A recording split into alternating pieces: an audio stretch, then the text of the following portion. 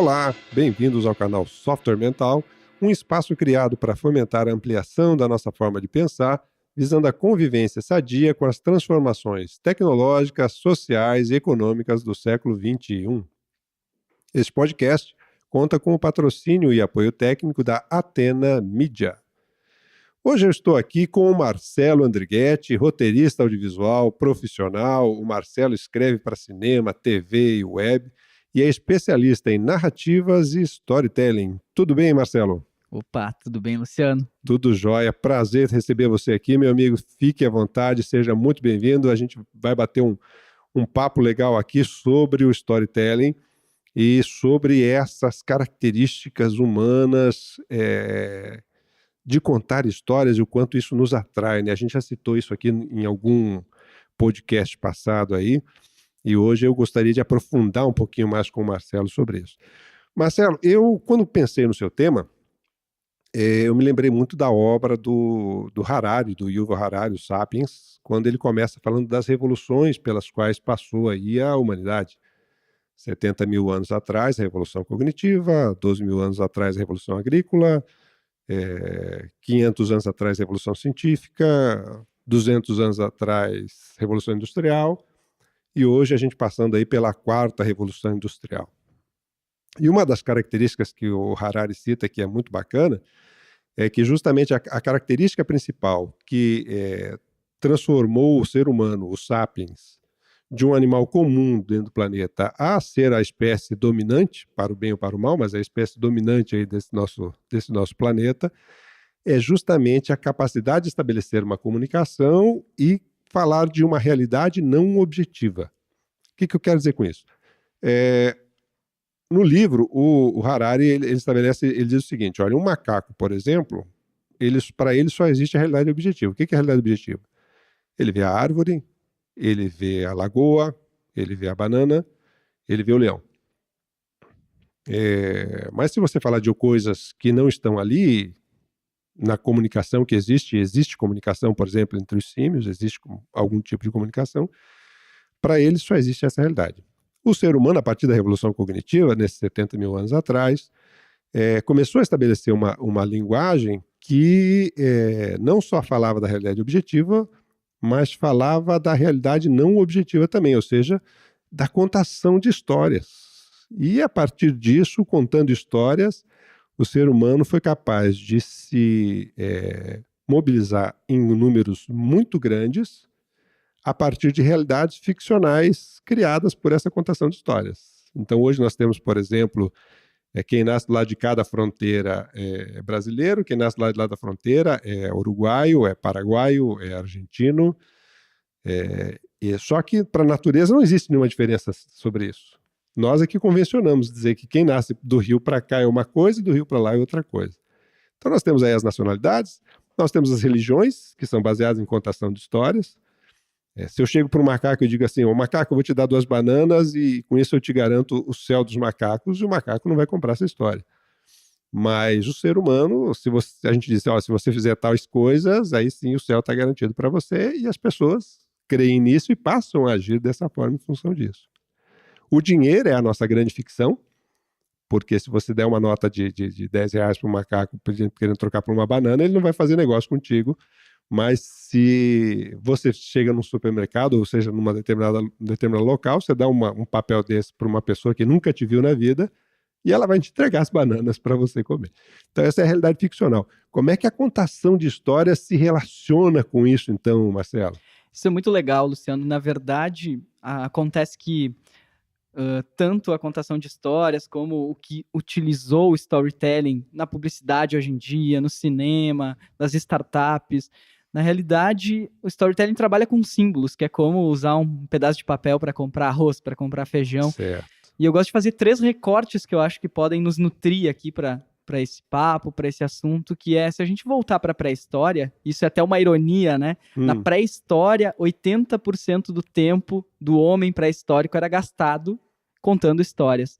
Essa não é uma teoria minha, tem um autor norte-americano chamado Carmine Gallo. Ele tem um livro espetacular chamado Storytelling, Aprenda a Contar Histórias, onde ele conta nesse livro algumas algumas situações de grandes pessoas reconhecidas internacionalmente, incluindo o Papa, a Oprah, o Sting, Bonovox, como essas personalidades utilizam o contar histórias para gerar mecanismos de evolução. Uhum. Na pré-história, o homem estava ao redor da fogueira e Carmine Gallo diz que 80% desse tempo ao redor da fogueira era utilizado para fantasiar em cima de como havia sido a caça do dia. Olha. Então, esses homens ao redor da fogueira e mulheres falavam, utilizavam essas histórias para, no dia seguinte, melhorar o seu dia.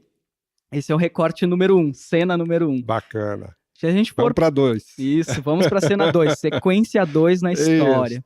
Sequência 2, 1750, berço da Revolução Industrial, Londres. Naquela época, as pessoas bebem muito, cerveja, crianças de 9, 10 anos já estão bebendo, índice de criminalidade muito alto, índice de mortalidade muito alto, índice de natalidade muito alto, porque as pessoas ficavam em casa bebendo cerveja. Até que surge, nesse local, os chamados pubs, e as pessoas começam a trocar cerveja por café. O café, ele acaba sendo utilizado no lugar da fogueira para as pessoas contarem histórias ao redor de uma mesa, justamente para pensar em evoluções que a sociedade poderia fazer a partir daquelas conversas. Uhum. Então a gente trocou a fogueira pelo café, que não é muito diferente da nossa cena 3. Opa! Que quando Steve Jobs começou toda a revolução a partir do iPhone 1, colocando ali um navegador de internet. 2007, desculpa. Colocando ali um navegador de internet, colocando ali o iTunes, colocando ali um telefone, tudo no mesmo dispositivo e utilizando uma plateia, um PowerPoint, utilizando uma apresentação para narrar uma revolução que estava para acontecer na telecomunicação. Então, na verdade, o storytelling mexe muito com um mecanismo que eu chamo de ancestralidade narrativa. Como é que é isso, Marcelo? Cada vez que a gente desenvolve uma narrativa com início, meio e fim, a gente está acessando dentro de quem nos lê, de quem nos ouve, de quem nos vê, uma ancestralidade narrativa. Está dentro de nós isso. Perfeito. Então, se eu vou narrar, vou dar um exemplo bem comum. Se eu me digo um arquiteto, por exemplo, ou se eu sou um jornalista, ou se eu sou daqui a pouco um diretor de vendas, eu posso simplesmente usar essa nomenclatura, eu sou um arquiteto. Agora, se eu narro em cima disso, oi, meu nome é Marcelo, eu estou acostumado a transformar lares em ambientes espetaculares para as pessoas se sentirem bem aqui dentro. Eu estou abrindo dentro do nosso ancestral narrativo, de quem me ouve, uma porta dourada, como eu chamo. É uma forma de eu me destacar, de eu ter a minha singularidade, de eu ser o único perante quem está me ouvindo. Perfeito. Faz sentido? Faz muito sentido. Eu trabalho muito com desenvolvimento de liderança e um aspecto que sempre se destaca, né, do líder capaz de criar um propósito e contar uma história em torno daquele propósito que de fato gere o tal do engajamento, né? Às vezes eu costumo chamar muita atenção que tem aquele gestor que ele reclama que a equipe não está comprometida, e isso é um problema dele e da forma como ele se relaciona com a equipe para poder gerar esse engajamento. E uma ferramenta poderosa é justamente essa capacidade dele narrar esse propósito de uma forma, de fato, que mexa com a motivação, ou seja, com o aspecto também emocional da sua equipe e que a equipe cumpra aquele propósito, né? Nas startups a gente fala muito disso hoje, né, Marcelo? Ou seja, aquela questão da paixão, né, para fazer acontecer as coisas, né? Muito, e acontece também na revolução da internet, a chegada de outros mecanismos de comunicação, porque eu costumo dizer o seguinte, você pega uma empresa lá dos anos 70, ela tinha a capacidade de fazer aonde? Comerciais de TV, por exemplo, na TV, na rádio, no jornal e na revista, né? Colocava nessas mídias ali, disparava e as pessoas, quando precisavam comprar algo, elas olhavam para o que estava aparecendo na grande mídia e iam para a loja, compravam. Hoje, com a internet, a gente vai para onde? Vai para um navegador e pesquisa ali. Esse navegador, ele me dá a possibilidade de eu me conectar com uma marca que às vezes é mais cara, mas tem um manifesto melhor, tem uma história melhor. Então aí a gente começa a entender um pouco do storytelling como uma embalagem para uma mensagem, né? Sim, sim. Se a gente pegar, por exemplo, Amazon, Netflix, Uber, essas grandes, as startups unicórnios, né, do Vale do Silício, a gente vai perceber que elas sempre têm um discurso de transformação, muito verdadeiro, inclusive. Eles estão interessados em transformar algo. A Amazon de um jeito, Netflix de outro, Uber de outro. Essas coisas sempre são embaladas com uma história que está muito além do produto. É verdade. Um cara que fala muito disso é o Simon Sinek, que ele diz que a grande diferença dessas organizações, ou seja, da atração, é porque justamente elas vendem um sentido, né? E antigamente, e nem tão antigamente, porque você vê disso ainda hoje, né? As empresas falavam os produtos que elas vendiam, como esses produtos funcionavam e por que isso seria importante, né? E o Sinek diz assim, não, tem que ser ao contrário, tem que ser tudo ao contrário. Primeiro você diz por que cria a identidade da pessoa, né? O why que ele fala, assim, por que isso é importante para você, por que isso te traz uma mensagem, que mensagem isso te traz? Aí depois você diz como que essa mensagem vai impactar a sua vida e que produto viabiliza isso para você. E é bem explorado muitas vezes por essas empresas mesmo que você citou, de criar na imagem da empresa uma identidade com o seu público-alvo, né? Uma capacidade desse público-alvo se aderir a isso. E Marcelo, eu queria tirar uma dúvida pessoal minha aqui, na verdade, que é uma curiosidade minha sobre o processo da narrativa. Eu lembro de alguns filmes, por exemplo, que eu vi na minha vida que me marcaram. Aquilo foi, sabe quando você assiste aquele negócio e você fica num estado de animação suspensa, porque a sua cabeça foi lá na estratosfera. E eu lembro disso aí, Amor Além da Vida foi um filme que eu vi que me gerou isso. O filme mais recente do Alan Turing, sobre a biografia do Alan Turing, que foi um filme que me fez pensar muito. Matrix foi um filme que me fez pensar muito sobre a forma como a gente lida com a realidade, a forma como a gente se enxerga ou se percebe na realidade. Quando o narrador, quando esse storyteller ele vai falar disso, quais são os elementos que ele considera nisso para poder passar essa mensagem para a gente que está aqui do outro lado absorvendo essa informação? Claro, acho que eu posso até linkar com o que a gente vinha falando anteriormente. Opa, show. Que é justamente assim, eu enxergo que funciona para a empresa, como a gente citou, as startups e tal, mas serve para pessoa física, para eu me constituir como ser humano e entender que eu tenho uma bagagem que é singular e que eu posso me posicionar perante o mundo de acordo com a minha história, né? Então isso vale dentro de uma empresa. Eu dei uma consultoria para uma pessoa em específico dentro de uma empresa que trabalhava com números e precisava passar esses números para uma equipe que não conhecia aqueles números. Então ele passou a narrar coisas pessoais da vida dele e principalmente sobre o processo de como ele chegava naqueles números. Então o número passou a ser o fator secundário. O número era o resultado de um processo que nascia na história pessoal, assim. Isso era muito interessante porque aí reverte a ponto de responder o que você me perguntou. A gente tem um método, né, uma técnica que eu costumo exemplificar, que é como se fosse uma forma de bolo, que dentro de uma forma a gente coloca qualquer receita, né? Não pode ser um bolo doce, pode ser um bolo salgado, pode ser com uma pitada de algum ingrediente inovador. Sim. Então a receita tanto faz. Mas lógico, quem trabalha com isso, que é o meu caso, eu tenho uma empresa chamada Casa do Storytelling, onde a gente atende vários segmentos. Bacana. Um deles é o audiovisual. Quem quiser ver, casadostorytelling.com.br. Já fui fuçar lá, viu, Marcelo? Muito bacana. Aí. No meu site, inclusive, tem lá marceloandriguete.com.br, tem bastante conteúdo didático, informativo sobre isso também. Muitos vídeos também. Marcelo, dentro disso que você está falando, então, e esse exemplo bacana que você trouxe do cara aí que contava os números a partir da história dele, você colocou aí que isso faz conexão com as nossas memórias, é isso?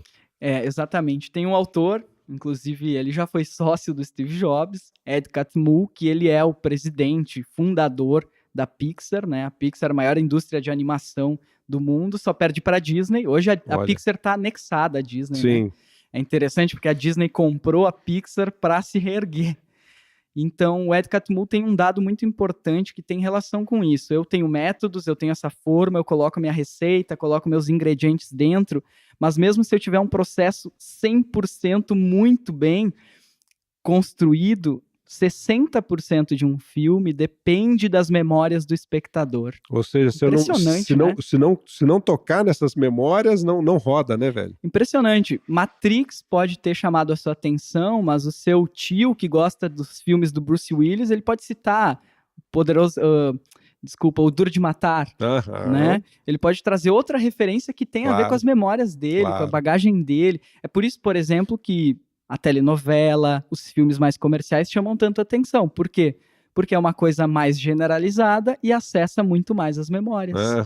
Vários tipos de situações, cenas, contextos dentro disso para evocar diferentes tipos de memórias na plateia. Exatamente. Você sabe que isso me lembra muito aí algumas pesquisas da psicologia, elas se trazem esses achados, né?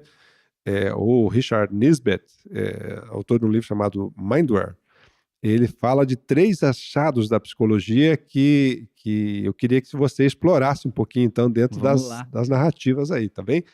Então, o primeiro ele diz assim, olha, 3 grandes achados da psicologia. O primeiro, tudo é inferência, ou seja, o mundo que eu vejo, ele é uma inferência minha, ele é uma interpretação que eu faço. Então, nós estamos batendo um papo aqui nessa sala e eu saio do nosso papo com uma leitura desse contexto e você sai desse papo com uma outra leitura, porque cada ser humano, quando lida com uma determinada realidade, ela é específica. E a psicologia chega a dizer que aquela pessoa que ela olha um determinado contexto e ela acha que aquilo é realidade, ela é uma pessoa ingênua. Tem um nome para isso, chama realista ingênuo. Ou seja, não, eu estou vendo aqui a realidade e isso é a verdade. Não. Isso é a sua verdade. Então, esse é um primeiro achado da psicologia. Como é que você lida com isso? Como é que a gente pode usar isso, por exemplo, para ajudar a pessoa a expandir a cabeça dela, as ideias dela sobre alguma coisa? Legal. Eu tenho um filme que eu assisto todo ano. Eu gosto de assistir a trilogia todo ano, que é o Poderoso Chefão, assim. Opa. Porque ele tem essa questão de a gente encontrar coisas novas todas as vezes, e aí tem a ver com as nossas bagagens de memória, que mudam muito, né, de um ano para o outro, de um dia para o outro, mas trazendo à tona isso, tem uma questão muito forte dentro do storytelling, é por isso que eu encontro também cada vez uma coisa diferente no Poderoso Chefão, que tem muita relação com o símbolo, né? Eu gosto de dizer que eu demorei muito para entender isso, na realidade, no meu próprio trabalho, mas se a gente quer transformar uma coisa real, a gente precisa de uma metáfora para a pessoa visualizar essa metáfora, se sentir naquele espaço e se colocar naquele espaço, e aí trazer para a realidade. Por isso que, por exemplo, o documentário é uma coisa muito forte, principalmente na TV, serviços de streaming, porque ele faz com que eu termine o filme e eu já coloque em ação. Um livro teórico também. Na literatura no cinema de ficção, depende muito também se a pessoa está preparada para aquilo. Às vezes a pessoa saiu lá do Cine Matrix e nem se transformou, foi entretenimento puro, né? Mas se é alguém falando, um teórico falando para a câmera, no documentário funciona mais. Então eu diria que tem a ver com o símbolo, né? Certo. De novo, aquele resgate do que a gente falou, de um pedaço de papel valer alguma coisa, né? Sem dúvida. E você sabe um negócio que me chama a atenção nisso? Porque se o mundo é uma inferência, se o mundo é uma interpretação, a gente tem que chegar à conclusão que felicidade é uma escolha e não uma condição, né? Porque é uma leitura que eu faço. A forma de eu me relacionar com os fatos é que determina o bem-estar ou o mal-estar que eu vou sentir com relação àquele fato. Não é o fato em si, né? Eu costumo dar um exemplo muito básico aí para isso, que é assim, falece lá, morre uma pessoa, para as pessoas que gostavam daquela pessoa, uma tristeza muito grande, uma perda muito grande, uma sensação de vazio muito grande, etc. Para quem escutou a morte dessa pessoa no jornal do almoço, combinando o futebol ou o cinema que vão sair à noite, aquilo mais um lá na Vila X, lá não é fácil não. E daí, vamos, me passa o macarrão aqui, vamos no cinema ou não vamos? Ou seja, é uma informação dispersa. E o fato é o mesmo. É engraçado, porque eu me lembrei agora de A Poética, do Aristóteles, e ele usa praticamente a mesma referência. Você está indo para o teatro na rua e você vê uma pessoa morta no chão que você não conhece. Aquilo sensibiliza você racionalmente, você pede ajuda ali para as pessoas que estão passando, para tirar aquele corpo dali. Aí você vai para o teatro, senta, alguém morre na peça, você chora, né? Aham. Então, só que aquela pessoa que morreu na peça não morreu de verdade, Sim. porque a gente acessou a partir de uma metáfora, de um símbolo, o Eu, sistema eu, emocional. eu me coloquei lá naquela situação emocionalmente e passei a ter toda uma reação físico-emocional sobre isso, né? Exatamente. Legal. A segundo grande achado da psicologia, Marcelo, que eu também quero que você comente, ele diz assim, olha, o ambiente, a circunstância, ela interfere muito mais com o nosso comportamento do que a gente pensa, e em contrapartida, o meu estilo pessoal, as minhas habilidades, os meus conhecimentos influenciam muito menos do que a gente imagina, me influenciam muito menos do que eu imagino. Ou seja, o ambiente e o contexto, eles são muito decisivos no meu comportamento e na minha forma de ser. De certa forma, também está relacionado com isso que você acabou de trazer para a gente, né? Sim, eu acho que tem uma relação bem forte aí que distingue dois tipos de filmes, por exemplo, ou de dois tipos de mensagens, melhor dizendo. Uhum.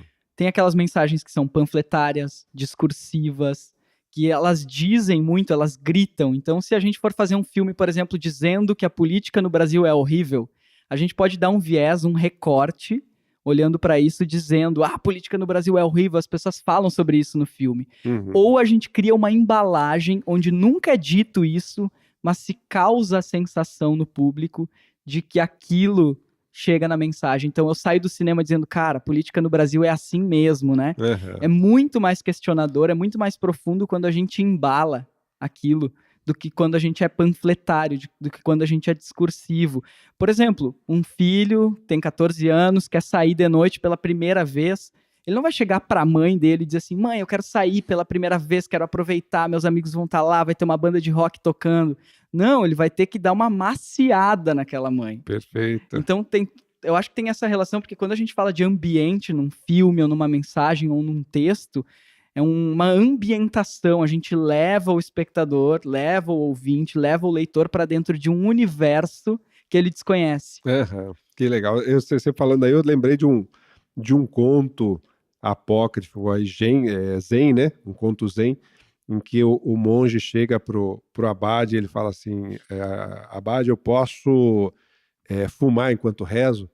E ele diz assim, não, isso seria uma heresia muito grande, jamais você deve fazer isso. Aí daqui a pouco depois passa um tempo, chega um outro monge e fala assim, abade, eu posso rezar enquanto eu estou fumando? Aí o abade fala, sim, sim, rezar é importante em todos os momentos.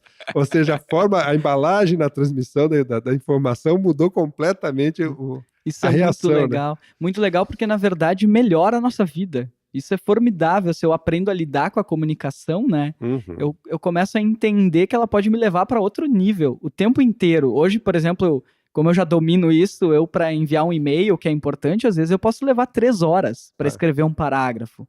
Não porque eu vou sentar na frente do computador e não vou saber o que escrever. Não, porque eu vou encontrar as palavras certas, os lugares certos. E eu vou saber que a primeira frase vai atrair uma coisa e a segunda vai atrair outra, sabe? Que bacana, Isso é muito velho. interessante. Muito... E, na verdade, a publicidade se nutre disso muito. E tem publicidades hoje, por exemplo, vamos pegar, por exemplo, um coach, né? Um consultor, alguém que vai lá para dentro de uma empresa ou que vai transformar a vida de alguém. Se nutrem disso e faz muito bem para quem também está contratando, está pagando, está comprando, né? Sem dúvida. Além do que, assim, esse elemento, às vezes, externo, ele tem algumas benesses que, às vezes, o interno não tem, né? Eu costumo dizer assim, em geral, a gente é melhor em dar pitaco para resolver a vida dos outros do que a nossa, porque a gente não está emocionalmente envolvido com o problema do outro, né?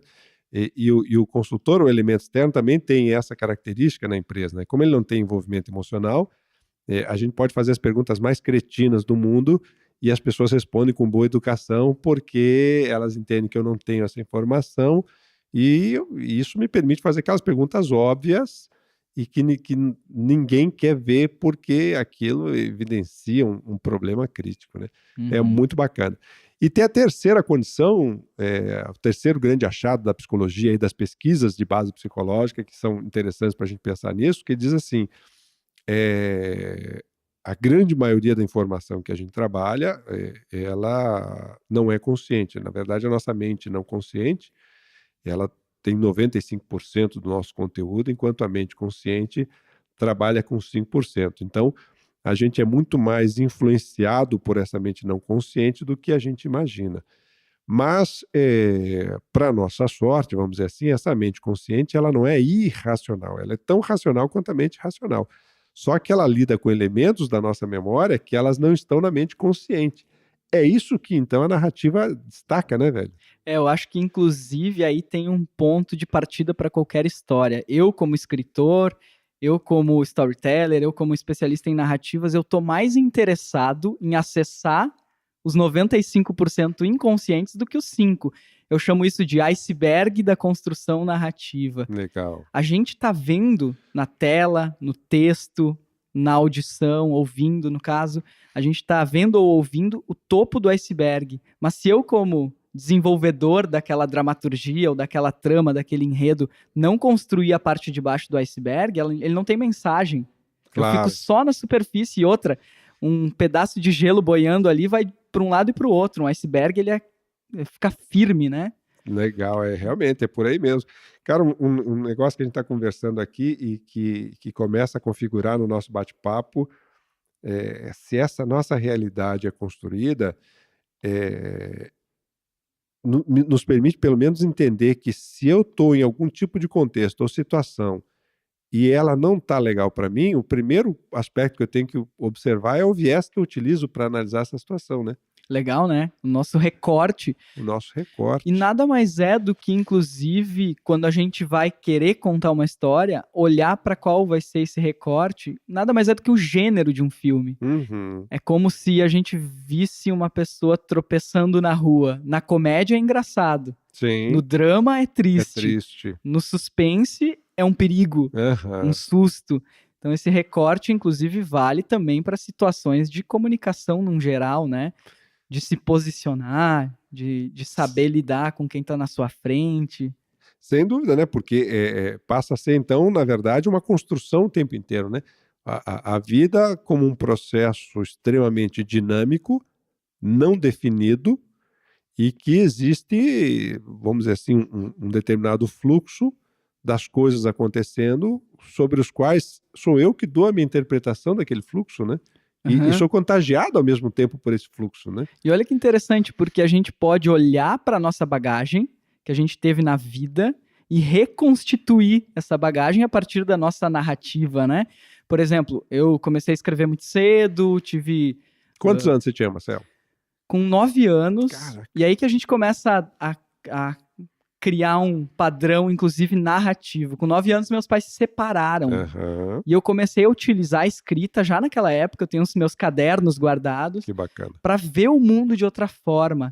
Podia ser muito triste. Eu poderia olhar para aquilo e dizer assim, por culpa dos meus pais, hoje eu tô aqui fazendo o que eu odeio. Não, mas eu constituí a minha narrativa em cima daquilo como um mecanismo de propulsão, né?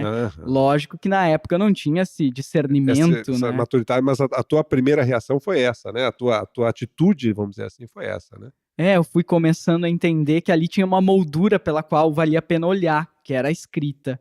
Então eu comecei a escrever, recriar o mundo, e aí lá por volta dos 13, 14 anos eu me recordo de ver uma reportagem na televisão com 2 cães de briga, e um dos cães morria.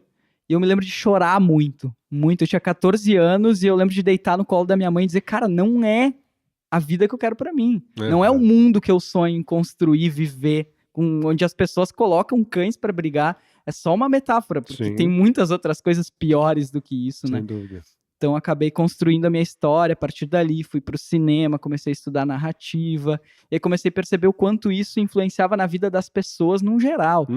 Desde a faxineira, a manicure, as pessoas que trabalham de forma autônoma, até um grande empresário que tem que lidar com 5.000 funcionários todos os dias, né? Ou seja, a vida é uma contação de histórias, né, Marcelo? Na verdade, e o tipo de mensagem que eu quero escolher para esse recorte é uma opção minha, né? E eu posso ser estimulado pelo externo, mas essa atitude, essa história que você traz da tua vida, ela também mostra que é uma escolha para a gente fazer em termos de capacidade de mudança e de reciclagem dos próprios pensamentos, das próprias ideias, né? Com certeza, até eu costumo dar esse exercício, né? No cinema a gente constrói protagonista do zero, assim.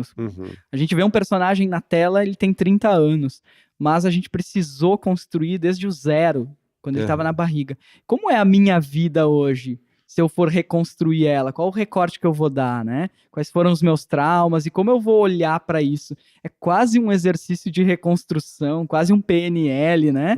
De a gente poder olhar para trás e dizer, cara, como é que eu reconstruiria essa minha vida com um olhar 100% positivo?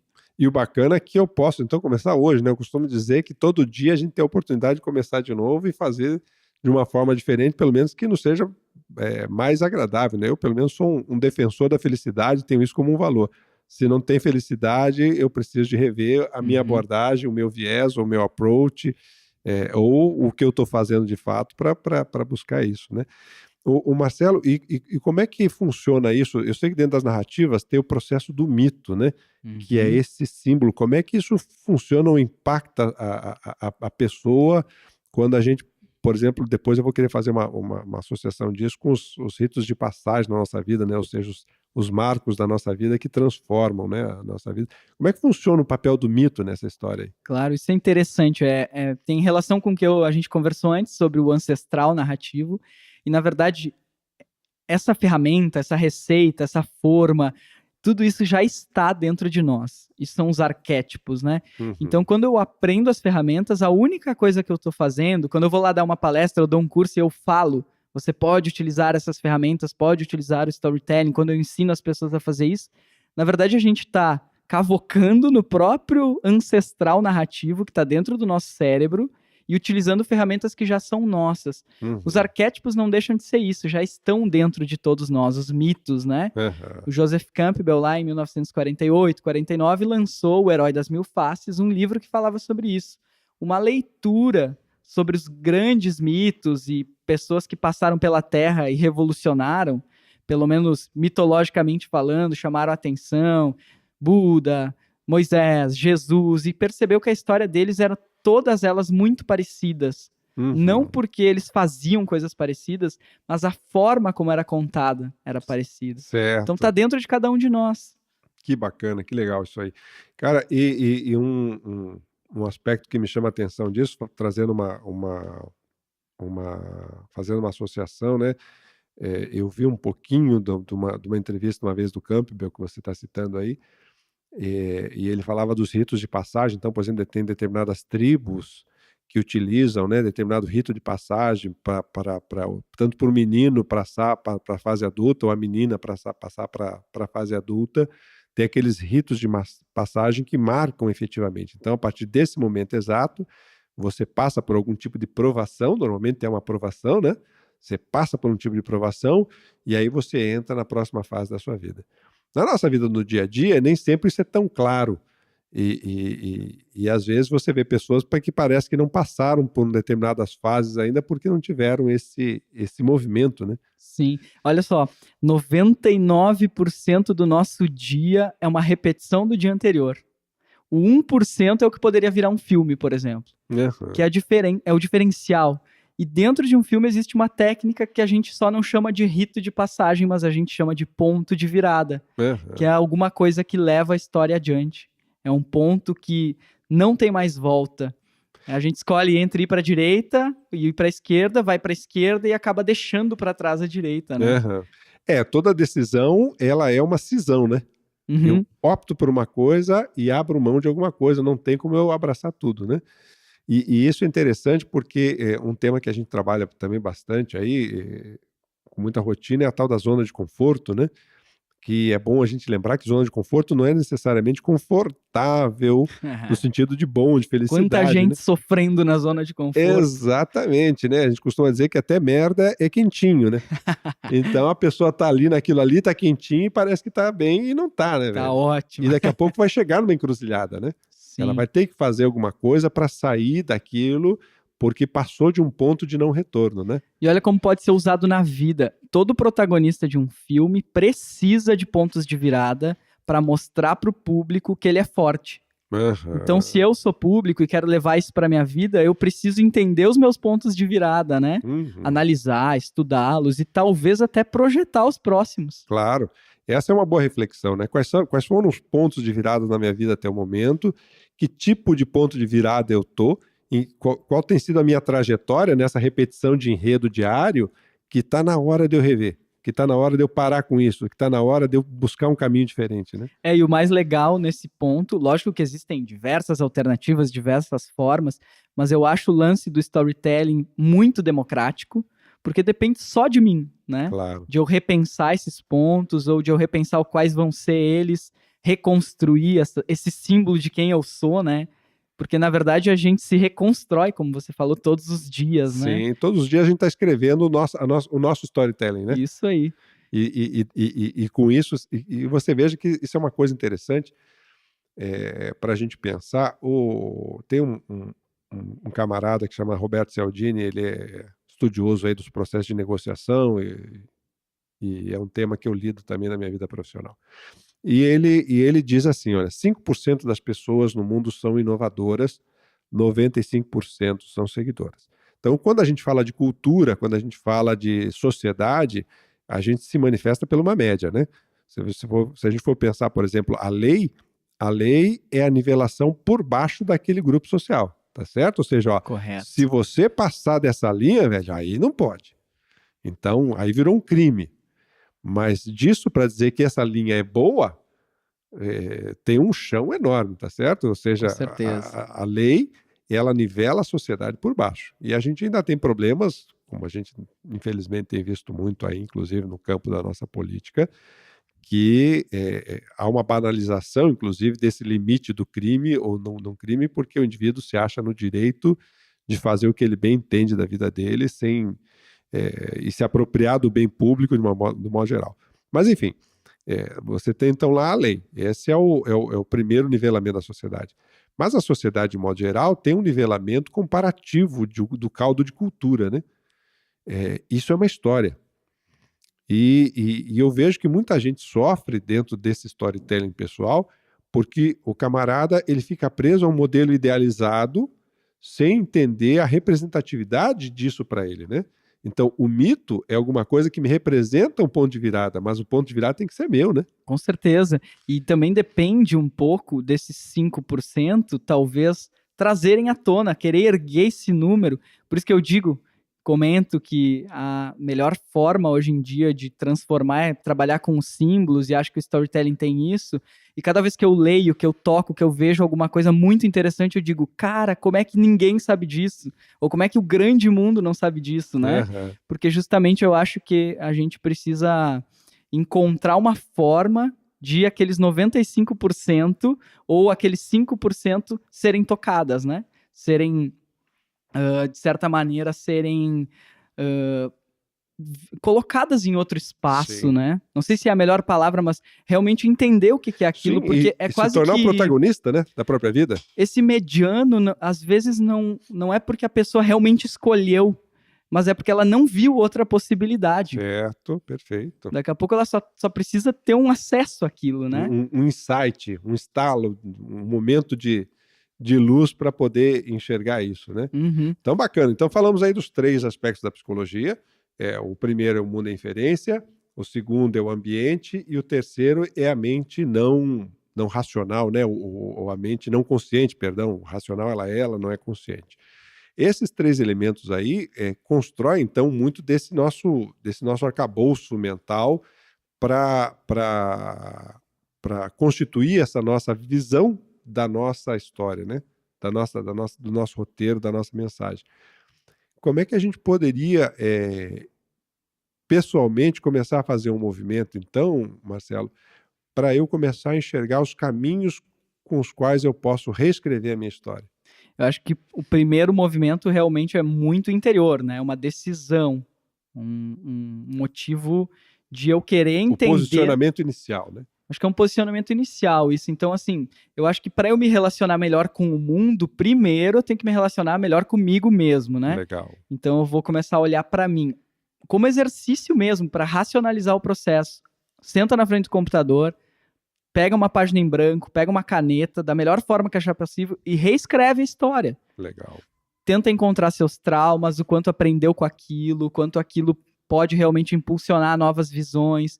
É aquilo, a gente pode pegar um trauma e dizer que a gente só está aqui hoje porque foi impulsionado positivamente para aquilo, eu posso usar um trauma como uma bengala, né? Uma decisão totalmente minha, assim. Certo. E isso não exclui a possibilidade de a gente ter grandes traumas, né? Sim. Eu não tô falando aqui Sim. fazendo juízo de valor. Não é há uma isso. redoma, né? Isso. Que eu vá me esconder da dinâmica da vida, né? Exatamente. Mas num contexto geral, acho que vale a pena a gente olhar para trás para reconstruir. Mas principalmente olhar para frente também, né? Claro. É um negócio que você falou aí que realmente me chamou muito a atenção nessa questão aí de em torno de 99% do nosso dia é repetição do dia anterior, porque isso me dá uma trajetória passada e se nada for feito, essa vai ser a minha trajetória futura, né? É, com certeza. E é isso que eu preciso estar atento nessa revisão, nesse posicionamento inicial, para estar disposto a rever essa linha e com isso conseguir talvez mudar esse rumo, porque realmente o que a gente vê às vezes a pessoa se queixando, ou ela achando que ela não teve oportunidade, ou ela achando que não está legal do jeito que está, mas ela não sabe o que fazer. Mas o primeiro aspecto talvez então seja fazer essa releitura do passado dela. Né? E sempre com uma busca. Não existe protagonista em nenhuma história sem um objetivo. Legal. Então acho que esse é um grande pensamento na reconstrução. Qual é o meu objetivo? É o segundo passo. O primeiro é o posicionamento inicial e o segundo, e daí? Eu quero ir para onde, né? Exato. Porque hoje a gente pode encontrar muitas pessoas com objetivos claros, e estou falando aqui de um objetivo maior do que o objetivo material. Estou falando de um objetivo de tocar o outro, de revolucionar, de crescer alguma ideologia. Eu acho que esse é um grande objetivo, porque aí, querendo ou não, isso atrai outras coisas. Financeiro, relacionamento, tranquilidade, isso tudo vem a partir de uma relação minha comigo mesmo. Claro, perfeito, com esse objetivo, perfeito. Assim, senão, por que eu vou acordar de manhã e ter um dia um pouco melhor que aquele 1%? Não tem porquê, né? E tem um aspecto fundamental aí, né, Marcelo, que é assim, para eu reconstruir essa relação comigo mesmo, eu tenho que largar a mão do modelo idealizado, né? Tem um dito popular aí que diz assim, né? Há uma maneira infalível de você ser infeliz, é ficar se comparando com os outros. Eu tenho que construir a minha história, né? Uhum. E acho que tem um mecanismo aí também de desprendimento, de aceitar quem a gente é mesmo, sabe? É quase que uma coisa assim, aquela criança interior que sonhava em ser astronauta, que sonhava em ser caminhoneiro, que sonhava em ser qualquer coisa, né? A gente vai colocando um monte de cascas, né, em cima dessas vontades e a gente perde aquela inocência, né? Em nome da adequação, eu abro mão de quem eu sou, né?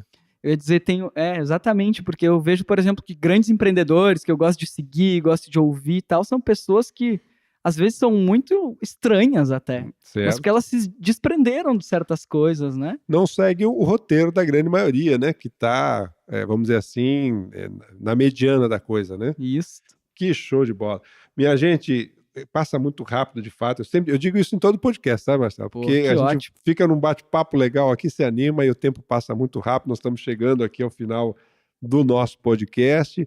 Hoje eu tive o prazer de conversar com o Marcelo Andrighetti aqui. Um bate-papo show de bola. Marcelo, muito obrigado pela tua presença. Eu que agradeço, estou muito feliz e gosto muito de passar adiante essa mensagem do storytelling. Vamos reconstruir um monte de histórias aí. Não, e vamos conversar mais sobre isso. Outros podcasts no futuro aí, vamos ver se a gente marca para dar sequência nessa conversa, que tem mais fio para puxar desse novelo aí. Bora lá. Beleza, meu amigo. Minha gente, então ficamos por aqui. Obrigado a vocês, um abraço e até a próxima.